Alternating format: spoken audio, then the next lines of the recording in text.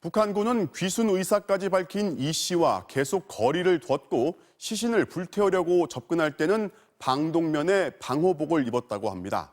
극단적인 코로나19 방역 대응인 건데요. 국방부는 북한 국경지대에 무단 접근자는 무조건 사살하라는 반인륜적 지침이 내려진 것으로 보고 있습니다.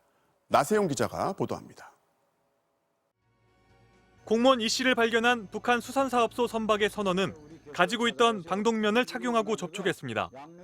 이 씨를 사살한 뒤에도 북한 군인들은 방독면과 방호복을 입고 시신을 태웠습니다. 코로나 감염을 우려한 것으로 보이는데 이 무단 접근하는 사람에 대해 사격하라는 방역 지침이 있는 것으로 보인다고 군은 발표했습니다. MBC 취재 결과 2달 전 북한 사회안전성은 북중 접경에 1에서 2km의 경계선을 설정하고 접근하는 모든 인원과 짐승에 대해 무조건 사격하라는 지침을 내렸습니다.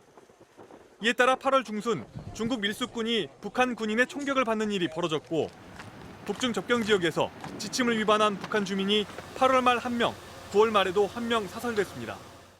Strike forces have got shoot to kill orders in place, preventing COVID from getting into North Korea. 이 비상식적인 지침이 육상뿐만 아니라 해상에도 하달돼 시행되고 있는 것으로 보입니다. 이런 조치에는 지난 7월 개성 출신 탈북민이 월북한 일이 결정적인 영향을 끼친 것으로 분석됩니다. 당시 김정은 위원장은 직접 당 정치국 비상 확대 회의를 소집해서 월북을 포착하지 못한 전방 군부대 간부들을 처벌했습니다.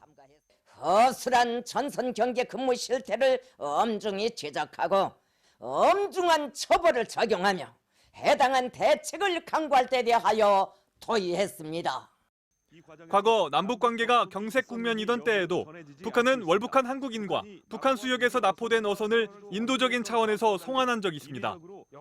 그러나 올해엔 방역을 최우선 과제로 삼으면서 바다로 밀려오거나 공중에서 날아오는 물체도 소각 처리할 정도로 과민 반응을 보이고 있습니다. 뚫리면 죽는다라고 하는 생각을 가지고 있는 거죠. 자기네들 이제 제어할 수가 없으니까 우리 상식을 뛰어넘는 극단적 행동을 지금 해버린 거죠.